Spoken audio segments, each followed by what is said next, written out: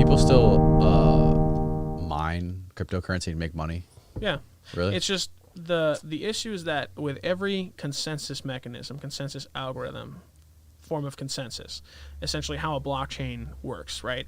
You have proof of work, you have proof of stake, you have dedicated proof of stake, you have all these kind of, you have a DAG, directed acyclic graph technology like Hedera Hashgraph and Constellation Network. And so there's a bunch of different like algorithms and ways to do it. Bitcoin mining and Ethereum mining, for most people, is not going to be an endeavor that's worthwhile. Because Bitcoin specifically, you need a lot of money. Yeah, you got to buy those crazy specialized. What the fuck are they called? The ant miners. Ant miners. Yeah. From Bitmain out of China, and unless you have like a handshake agreement where you can get a bunch of miners, it's gonna be difficult. You're gonna be waiting months to year. If you don't get scammed. If you don't get scammed. Yeah. I mean, it's very tough to secure these legitimately, and you need, I assume, another handshake agreement with a local government, because I don't know, what the rate of power is at this place, but. Unless you got some cheap energy, you're not going to make much. You're really... Yeah, it's fucking ridiculous. I'd like dip my toe into it a little bit, and I bought like 6 of the 3090s, and it makes me like $20 a day. So that's Ethereum. You're mining Ethereum, right? Yeah. Yeah. This is my biggest gripe, is that Ethereum 2.0 is not here. Ethereum is switching from proof of work to proof of stake. Right, and then Ethereum mining is going to be dead, and GPU mining is going to be worthless. Until I find another coin to mine, right, which will be a while. I mean, you can actually mine a couple different things. You can go into nodes. Yeah, nodes. What's a node? Nodes are my new fantastic. favorite thing, man. I make like a few $100 a day just by running nodes. What the hell is a node? It's basically you're sometimes you're purchasing a node on a network, right? Or normally with nodes you're not like staking. So like with staking you get your coin back, right? But with purchasing a node you're actually purchasing it. So like Strong Block, for instance. Oh. He hates Strong. I don't know. love I it. don't know what that is. Listen, All right, what do we do? What about Thor? We'll do Thor Network. Sure.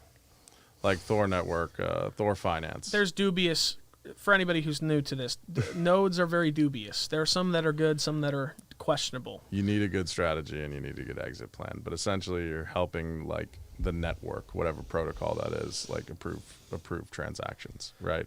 You're validating transactions on a network. On a And network. there are Bitcoin nodes too, but you're not getting paid if you're not And mining. it's Right. not a piece of hardware. No, you can actually run it right on your computer. And some of them are this is my rule of thumb with them.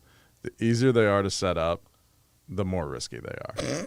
Like that is For sure. That's with anything, right? right. Yes. The easier they're Like Hex. You but ever heard with of Hex? some of it does make I sense. have heard of Hex. That guy's been trying to get on this podcast. Oh, Richard God. Hart. Yes. So Richard Hart is a very interesting, and I know this He is hasn't been trying to get on here. Somebody's been trying to set it up to get him on here.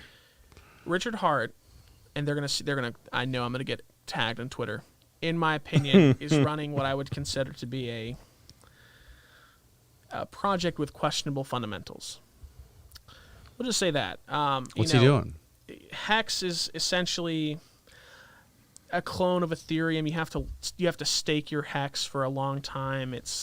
They're also running something called Pulse Chain. You have to sacrifice to get onto Pulse Chain. I don't really mess with it. Sacrifice what? I'm pretty Your sure you baby? have to sacrifice your Hex to get on to get Pulse. Your I'm not firstborn. an Hex expert. I've only been on the website a few times. I've looked at their community. I've been through their stuff. I've looked at what they're doing. On their website, if you want to scroll down and look at the very bottom, there is a piece of text. Abusive text. A piece of text. Oh. It's a small little paragraph, and it's Same. essentially like Yeah. saying, this is a political statement. You're behind freedom of speech. This is not investment. Also, you have to do this if you're about free speech and this and that. And I'm like, what is this, man? The network is really nothing new, in my opinion. It's like, and people will, I know they're going to come at me. In my opinion, Hex is just like the new BitConnect. In my Who's going opinion, to come at you? they have a very dedicated community. Crypto on Twitter. I have, they have gone through all my videos and made hate clips. I'm actually in a music video. I'm in a music video You made where it. they call us Furus. Furus. Yeah, and there's a Hex rap video where it's like, they actually have a few of my buddies and they have them in caskets. They have their picture nice. and a casket, and it's like they're burying the Furus. It's like weird. It's a weird. Why? Because you guys Really talk shit about solid Hex? community. Yeah, because like if you're not with us, Nice. you're against us. I have nothing against Hex investors. I just don't think the network is good.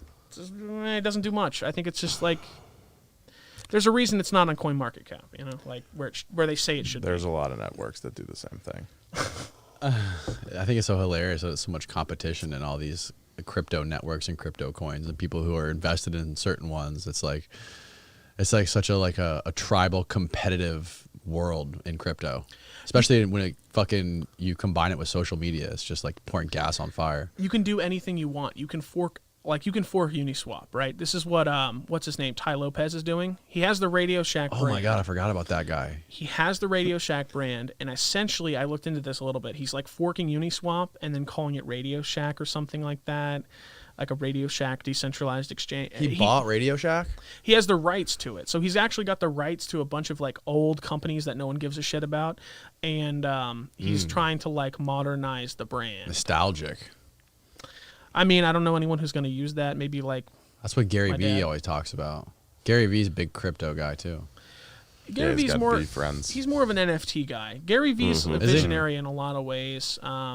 I think he really, you know, if there's anyone to credit with like showing that NFTs are not just monkey pictures, it's Gary Vee. I got to give him props, man. Yeah. Yeah, he's very knowledgeable about this stuff. Pretty much everything I know I learned from watching his videos. Nice. Yeah. So Ty Lopez is big into this stuff, huh? Is he selling NFTs too? I couldn't give a shit. I don't know. I just saw I that hope someone not. making fun of it.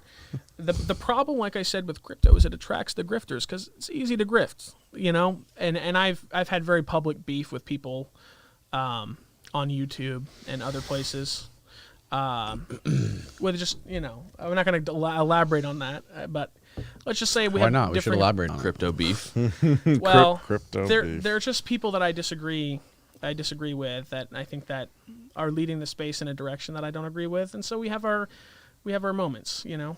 He's no BS crypto.